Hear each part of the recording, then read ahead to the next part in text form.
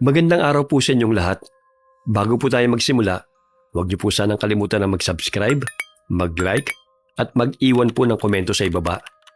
Malaking bagay po sa amin ang inyong suporta dahil ito po nagbibigay sa amin ng lakas at inspirasyon para patuloy po kami makapaghatid ng mga kwentong puno ng aral, inspirasyon, at magagandang mensahe sa buhay.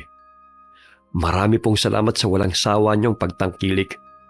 At ngayon, samahan niyo po muli kami sa isa na namang makabuluhan at kapanapanabik na kwento. Simulan na po natin.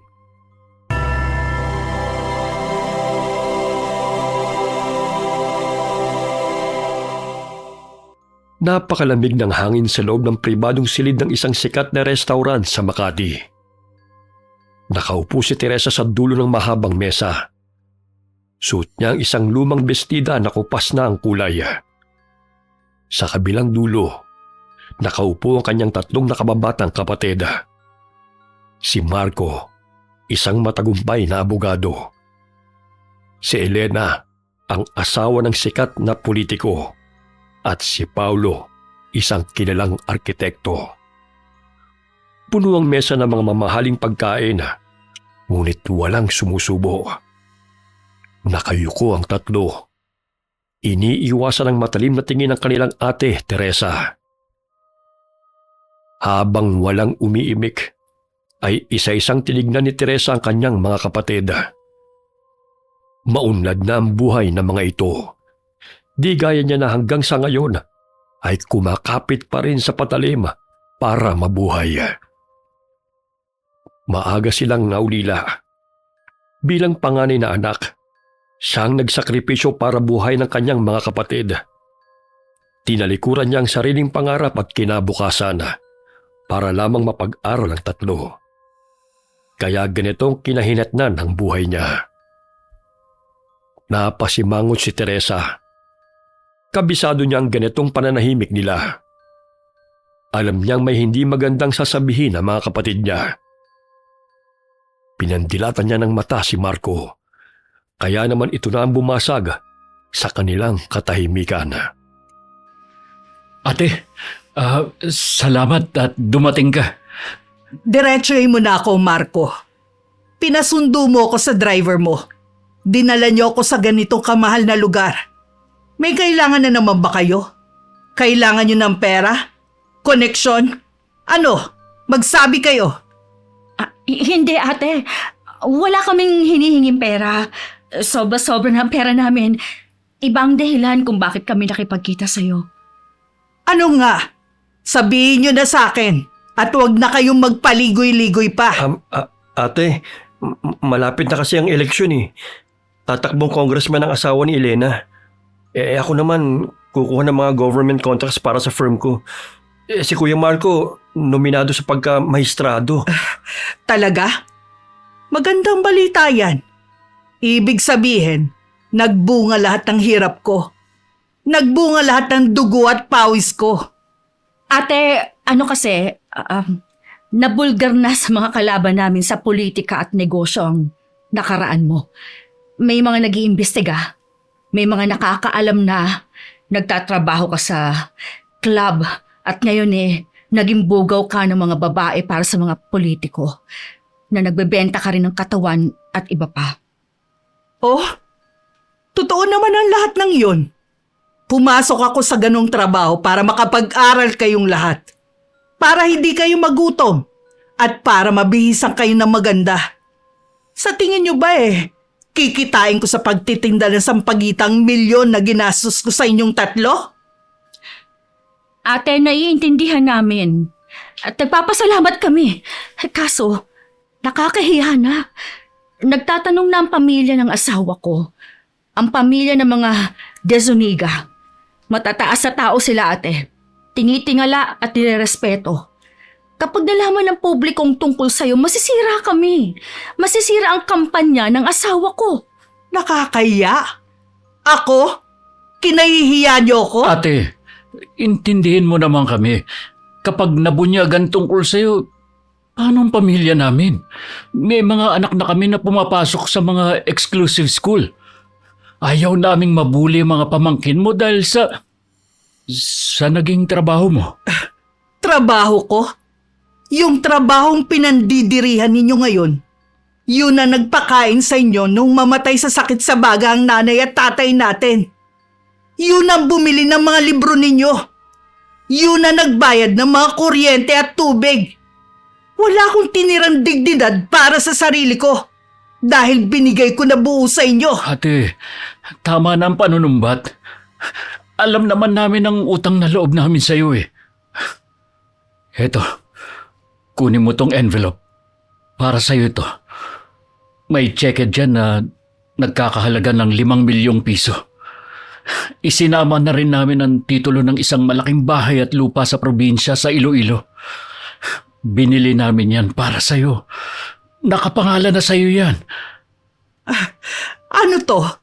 Bayad? Binili niyo ang katahimikan ko? Ate, O bayad para pumayag akong itapon niyo ako sa malayong probinsya? hindi lang katahimikan, ate. Ang gusto namin, gusto naming lumayo ka na muna. Pumunta ka sa Iloilo at huwag ka nang babalik dito sa Manila. Huwag mo na kaming tatawagan. Huwag ka na rin magpapakita sa mga anak namin. Putulin na natin ang ugnayan natin para sa ikabubuti nating lahat. Ano? Nakakainsulto naman ito. Hindi ko kukunin yan. Ate, kunin mo na. Magiging komportable ang buhay mo ron. Wala ka nang iisipin. Ang kapal ng mga mukha niyo. Pagkatapos kong ibigay ang buong buhay ko para iahon kayo, ako ngayon ang itatapon niyo na parang basura? Hindi ganon, ate. Hindi ka basura sa amin. Kailangan lang natin gawin ito para sa asawa ko. Kapag nasira ang reputasyon namin, mawawala ang lahat ng pinaghirapan natin. Hindi lang ako ang magiging apektado dito. Pati si Marco at si Paulo. Pati sila masisira. Ate, tanggapin mo na tong pera at umalis ka na. Kung yan ang gusto niyo, sige, pagbibigyan ko kayo. Pero hindi ko kukunin ang pera niyo. Isaksak niyo sa baga niyo yung 5 milyon niyo. Wala na kayong dapat na bayaran. At mula ngayon, dahil mukhang ayaw niyo na akong kilalanin, wala na rin akong mga kapatid. Ate, ano ba? Tigilan mo na yung drama mo. Huwag na matigas ang ulo mo. Tanggapin mo ng pera para sa'yo yan. Hindi ko kailangan ng limos niyo. Mga walang ya kayo. Sige na, kumain na kayo. Sana hindi kayo mabilaukan sa kakainin niyo. Lumabas si Teresa sa magarbong restaurant at naglakad sa gitna ng malamig na gabi. Walang luhang pumatak mula sa kanyang mga mata. Matagal na siyang naubusan ng luha noong mga panahong ibinebenta niya ang sariling kaluluwa sa mga sindikato at tiwaling opisyal. Ang pumalit sa kanyang kalungkutan ay isang napakatinding galit at pagkamuhi. Binuhay niya ang mga kapatid niya upang maging mga hari at reyna. Ngunit itinuring siyang isang maruming basahan matapos pakinabangan. Habang naghihintay ng masasakyan, kinuha niya ang kanyang lumang telepono. Hinanap niya ang mga numero ng mga dating tauhan, mga taong nasa ilalim pa rin ng kanyang impluwensya sa madilim na mundo ng politika at krimen. Ibinigay niya ang utos na ilabas lahat ng bawat ilegal na transaksyon ng tatlo. Pagkatapos nito, ay nagdesisyon siyang lumuwa sa Siquijor para makipag-usap sa kilalang mambabarang doon. Gusto niyang gumanti sa pambabasto sa kanya ng mga kapatid. Hihingin niya ang pinaka-nakakadiri at pinakamalupit na sumpa para sa mga ito. Lumipas ang 6 na buwan. Nawasak ang mga buhay ni Marco, Elena at Paulo. Inilabas sa publiko ang lahat ng mga lihim at ilegal na transaksyon nila. Kasabay ng pagbagsak ng kanilang yaman ay ang paglabas ng malalaking sugat sa kanilang mga katawan. Isang araw ay nagkita-kita ang tatlo sa luma nilang bahay sa Pasay. Kumusta na kayo? Pinalayas na ako ng asawa ko. Nag-file siya ng annulment. Ang mga desuniga, Iniimbestigahan na ng NBI dahil sa smuggling ng mga sasakyan. Sira na sila. Sira na rin ako. Tapos yung mga anak ko, kinuha pa nila. Tapos na tayo. Tapos na tayong lahat.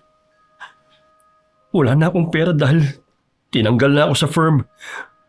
Nabuking kasi yung mga overpriced materials sa mga government projects na ginawa namin. Akong sinisisi nila. Tapos ito namang bangko, naninigal ang pautang sa akin. Inilit niya yung bahay ko, pati mga sasakyan ko. Sino gumagawa nito sa atin? Sino ang may ganitong klaseng impormasyon? Lahat ng mga sikreto natin nakatago ng maayos. Walang sino man ang may access sa lahat ng ito ng sabay-sabay. Kuya, iisang tao lang ang may alam sa lahat ng galaw natin at mga sikreto. Si Ate Teresa? Imposible. 6 na buwan na siyang walang koneksyon sa atin. Kuya, nakalimutan mo na ba? Nasangkot sa isang sindikato si ate. Baka ginamit niya ang koneksyon niya laban sa atin. Hindi. Hindi pwede to. Tatawagan ko siya. Tatawagan ko si ate. Nanginginig ang mga kamay ni Elena habang nagdadial sa cellphone niya. Naka-loudspeaker ang tawag. Dinig na dinig ng tatlong mahabang pag-ring sa kabilang linya. Pero walang sumasagot. Nakailang ulit siya ng tawag. Pero sadyang pinapabayaan lamang ito. Ibinaba ni Elena ang kamay niya dahil sa matinding inis. Dahil sa paggalaw niya, umangat ng bahagya ang laylay ng suit niyang long sleeves. Napakunot ang noo ni Marco nang mapansin ang balat ng kapatid. Lumapit siya at mabilis na itinaas ang manggas ni Elena. Napatakip ng bibig si Paulo sa nakita. Namumulat na mabaga ang buong braso ni Elena. May mga sariwang pasa na kulay violet at itim. Sa gitna ng mga pasa, may malalaking sugat na nagtutubig at nilalabasan ng malapot at dilaw na nana. Puno ng kalmot ang paligid ng mga sugat dahil sa madalas na pagkamot. Namumuri ng mga maliliit at mapupulang butlig na mabilis kumalat pababa sa kanyang pulso. Ano yan, Elena? Bakit ganyan ang braso mo? Wala ito, kuya. Sakit lang sa balat. Ha? Epekto yata ng stress sa mga nangyayari sa atin. Sakit sa balat? Elena, nagnanana na yan. Nagpatingin ka na ba sa doktor? Oo. 3 kilalang dermatologist ng pinuntahan ko eh. Binigyan nila ako ng mga antibiotics, steroids, at mga mamahaling ointment. Imbis na matuyo ang mga sugat, lalo lang kumakalat. Ang kati-kati. Minsan parang gusto ko nalang balatan ang sarili ko eh. Hindi ako makatulog sa gabi. Kailan pa nagsimula yan, Elena? Matagal na. Halos 6 na buwan na ata. Nagsimula lang ito sa maliit na butlig, tapos lumala ng lumala.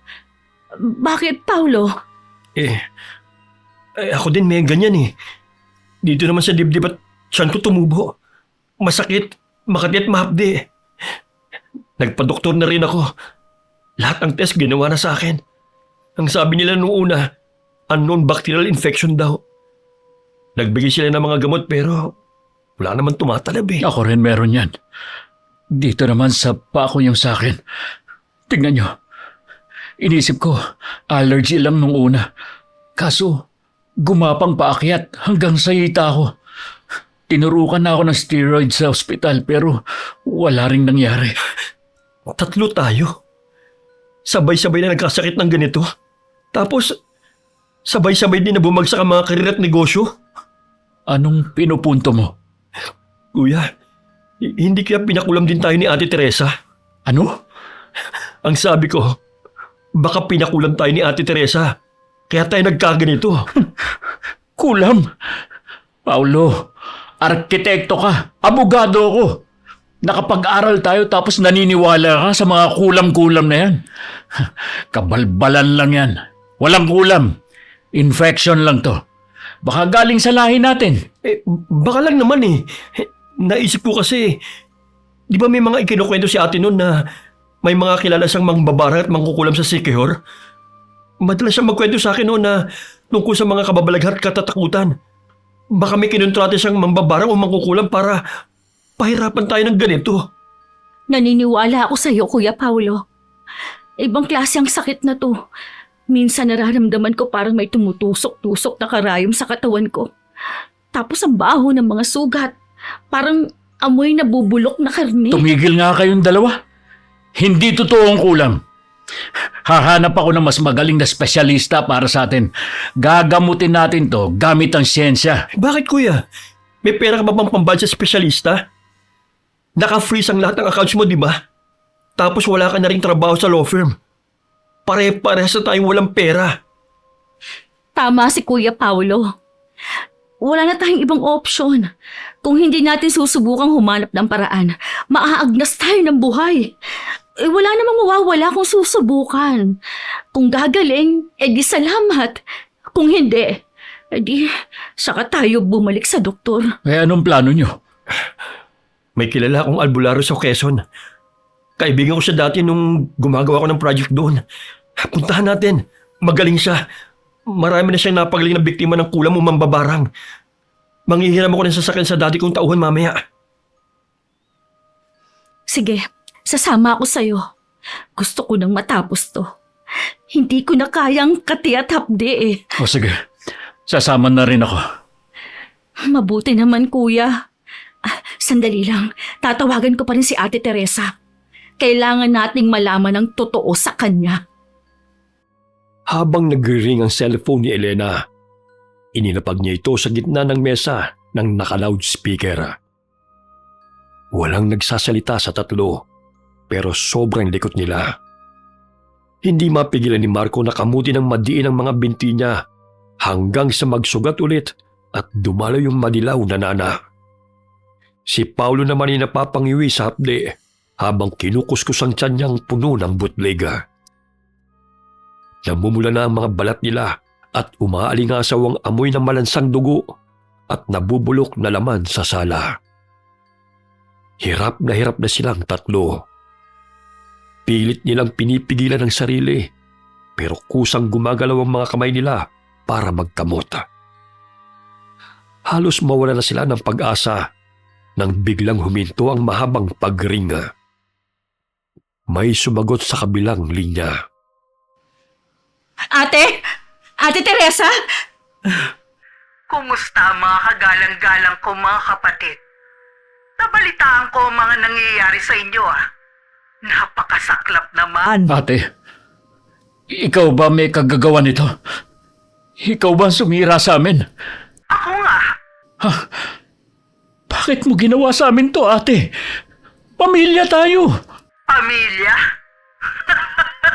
Hindi ka ba nahihiya sa sinasabi mo?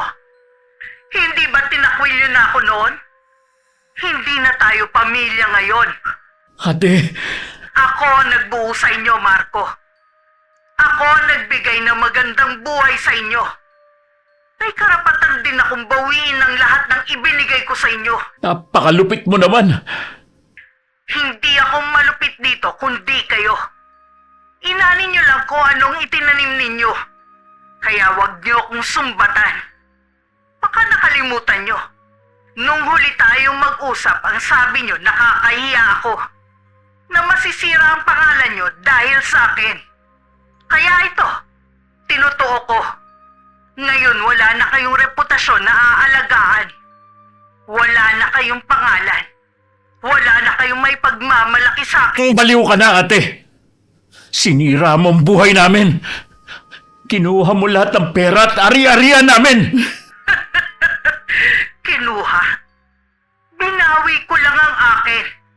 Wala kayong naipundar na hindi galing sa pawis ko. Pati ang kinakain ng mga anak ninyo, galing sa katawang kong ibinenta ko sa mga politiko. Ate, tama na please! Ako, suko na ako!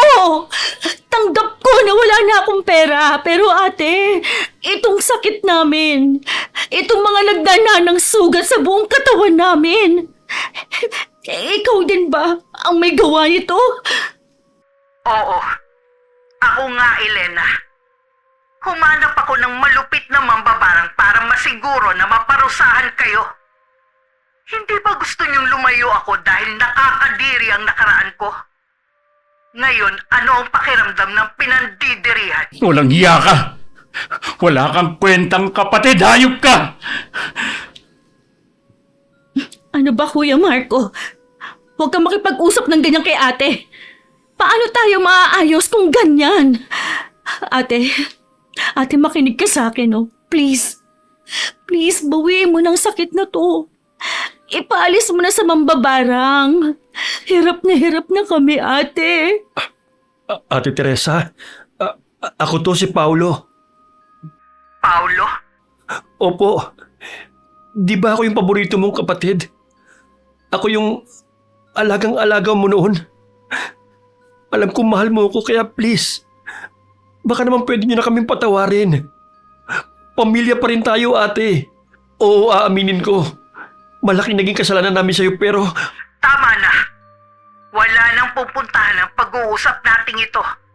Marami pa akong gagawin. Sandali lang. Makinig ka muna, ate. Inaamin ko na nagkamali kami. Kinain kami ng ambisyon at tako sa sasabihin ng ibang tao. Naging sakim kami. Pero maawa ka naman, ate. Kapag gumaling kami, babawi kami sa'yo. Bubuuin natin ang pamilya natin. Oo nga, ate. Aayusin natin ang problema. Oo nga, ate. Huwag mo lang kaming hayaan na mamatay ng ganito. Paulo, ikaw talaga ang paborito ko. At mahal na mahal ko. Kaya ikaw din ang nagbigay sa akin ng pinakamatinding sakit nung gabing itinakwil niyo ako. Ate, I'm sorry. Nagsisisi na ako. Patawarin mo na kami. Huli na ang lahat. Sarado na ang puso ko. Huli na ang paghingi niyo ng tawad. Hindi. Hindi totoo yan. Alam naming mahal na mahal mo kami, ate. Nasaan ka ba? Pupuntahan ka namin. Samahan mo kami sa mambabarang. Ipalisan natin ang sumpang ito. Magbabayad kami. Nandito ako sa bahay ni na tatay at nanay sa probinsya. Pero huwag niyo nang subukan na pumunta rito.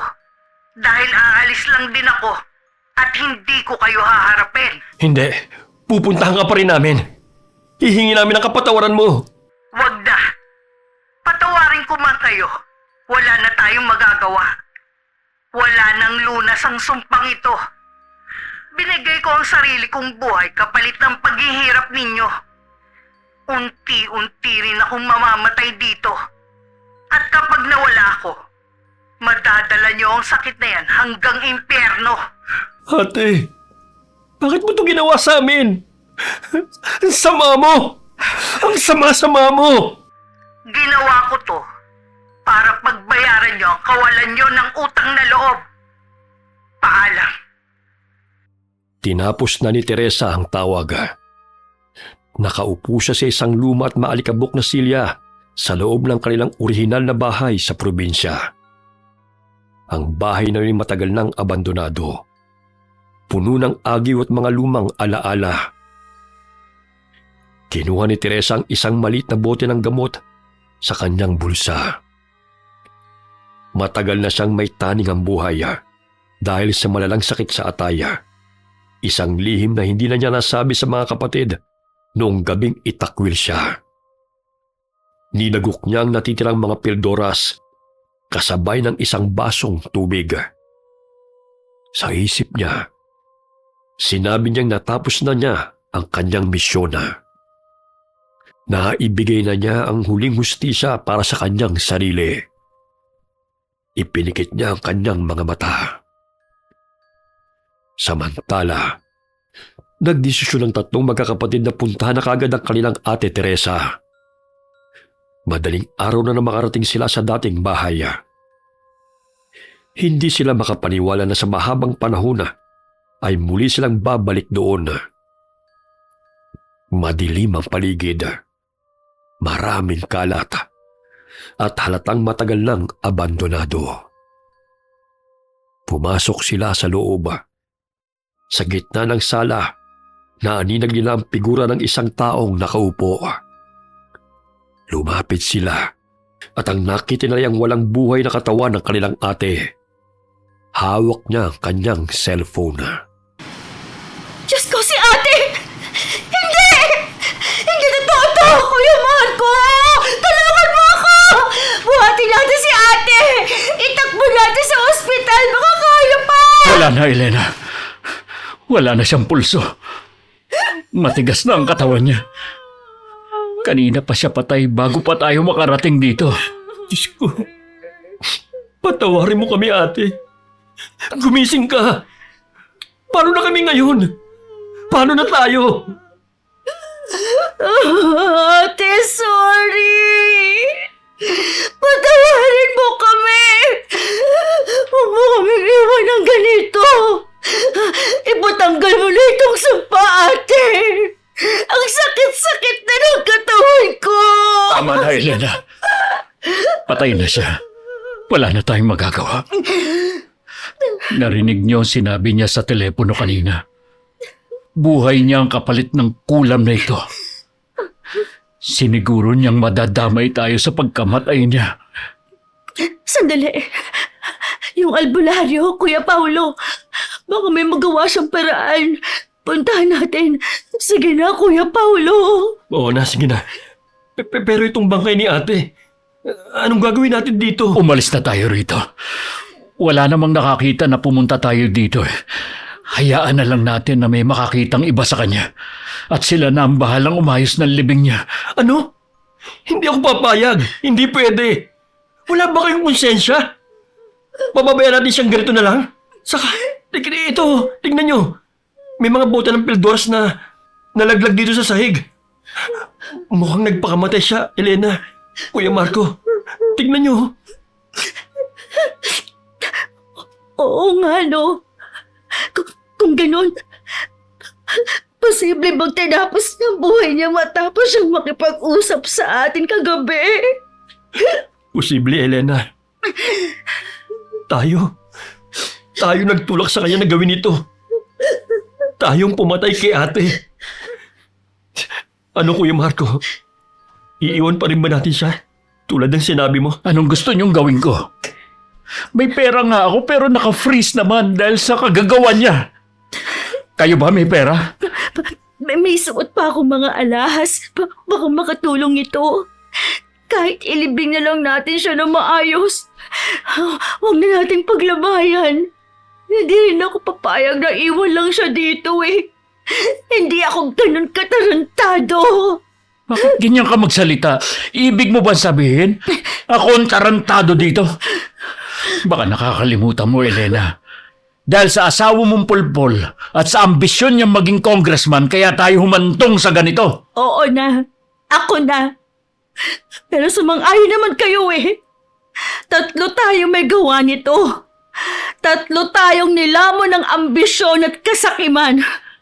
Nakalimutan natin ang lahat ng naging sakripisyo niya para sa atin.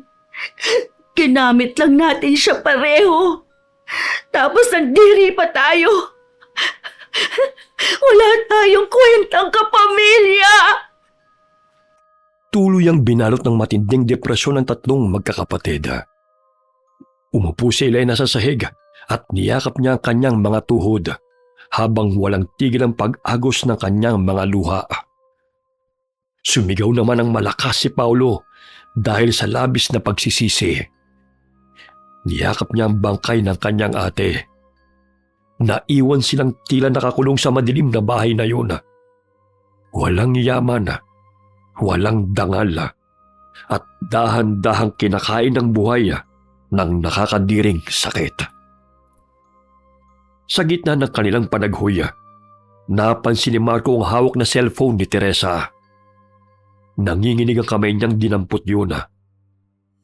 Walang password ang cellphone, kaya madali niyang nabuksan. Bumungad kagad sa screen ang isang video.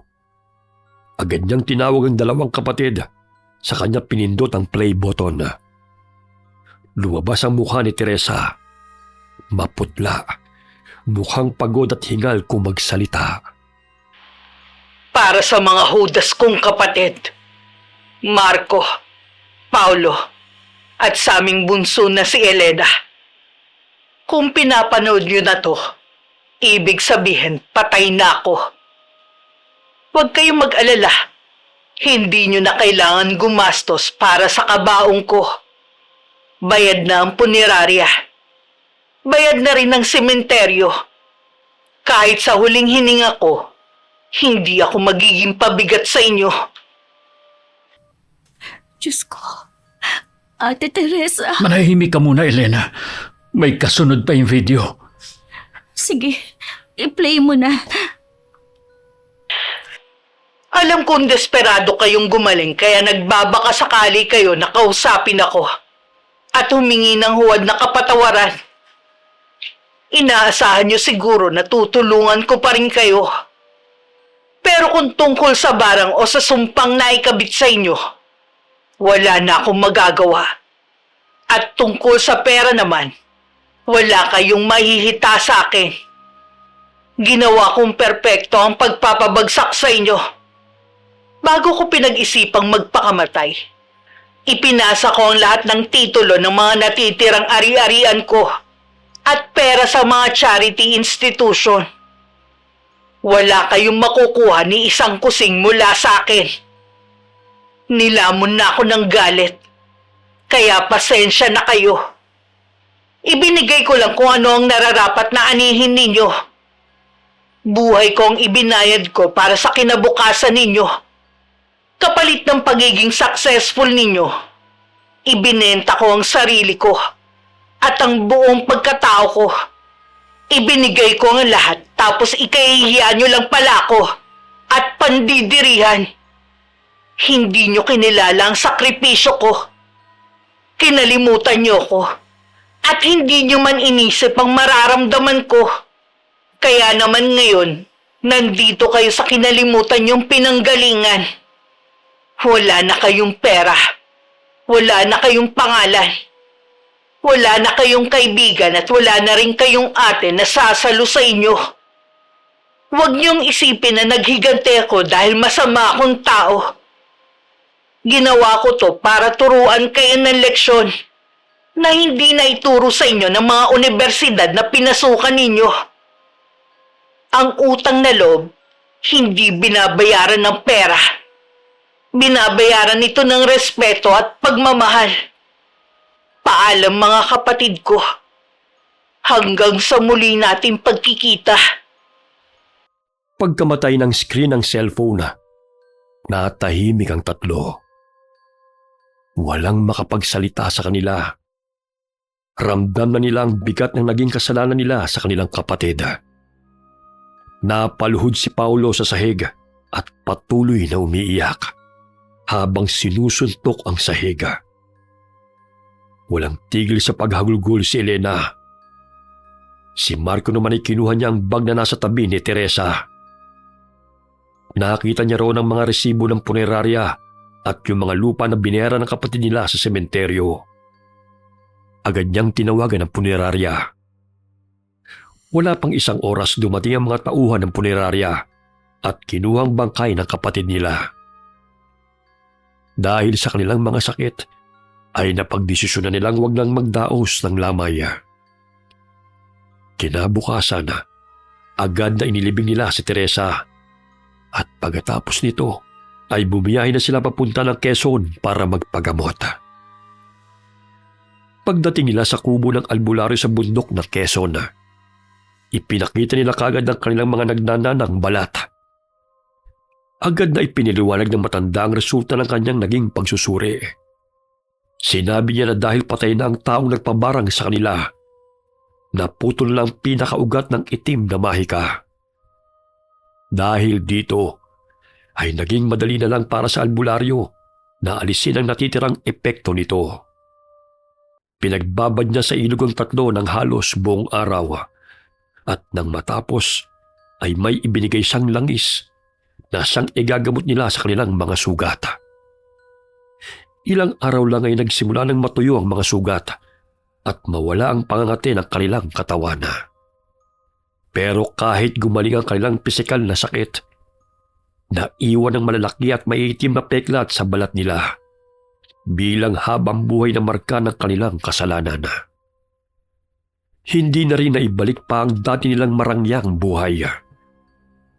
Nakakulong si Marco dahil sa mga nabulgar na kaso laban sa kanya. Si Elena naman ay napilitang magtinda ng basahan sa bangketa habang si Paulo ay naging kargador sa palengke para lamang makakain sila sa araw-araw. Tanggap na magkakapatid ang nangyari sa kanila. Alam nila sa kanilang mga sarili na nararapat lamang ang lahat ng hirap nila at pagbaba nila sa laylayan. Nabaon sa kanilang puso't isipan ang pinakamasakit na aral mula sa kanilang karanasan na ang tunay na sakripisyo ng isang pamilya ay hindi mababayaran ng pera. At ang kawalan ng utang na loob ang pinakamatinding kasalanan at ang kabayaran nito ay ang pagkawala ng lahat ng bagay. Wakas. Okay, sana po nagustuhan niyo ang kwento namin ngayon. Shout out po tayo sa Namol family, Marfil family, at kay Andrea Tabihe from Kawayan, Negros Occidental. Binabati ko po sina Yasmin at Leovelin Pescadero at lahat ng mga kaibigan natin dyan sa Kaduhaan, Cadiz City, Negros Occidental. Greetings coming from Mama Annalyn from Saudi Arabia. Shout out kina Arven Odasco, Joey Garcia Peñas at kay Gina Andraque Peñas. Shout out sa Breyes family at Manansala family, lalo na kay Shasha Breyes from Kawit, Cavite. Hi kay Riza Flor from Bahrain. Shout out na rin po sa lahat ng mga kababayan natin dyan sa Bahrain. Mabuhay po kayo. Shout out kay Marilor Guevara at sa Naling family. Shout out kay Amalia, Herminia, Jubaika, Riz, OFW from Riyadh, Saudi Arabia. Binabati ko na rin po ang lahat ng OFW sa Saudi Arabia. Mabuhay po kayong lahat. Shout out sa Corporal family, Pineda family at kay Jade Pauline Corporal from Oriental, Mindoro. Hi kay Elizabeth Dunca from Texas, USA. Hi kay Kendra Gomez from Pasay. Hi kay Myla from Hong Kong. Kumusta na rin po sa lahat ng mga kababayan natin dyan sa Hong Kong? Mabuhay po kayo. Belated happy birthday kay Mary Joyce Almero. Kaarawan po niya noong August 4. Belated happy birthday po, ma'am. Alright. Kung nagustuhan niyo po ang aming kwento ngayong araw, sana po huwag niyong kalimutan na mag-subscribe, mag-like, at mag-comment. Huwag niyo rin po sanang kalimutan na suportahan ang bagong channel ni Miss Gwen, ang Gwen Stories. Malaking bagay po ang suporta niyo para magpatuloy po ang aming mga channels. Muli po, marami pong salamat sa inyong lahat and God bless all of you. O bayan para pumayag. O bayan para pumayag. O bayan para pumayag akong itapon nyo sa Ay, sorry. Di ba may mga ikinukwento si ate nung na... Di ba may mga ikinukwento...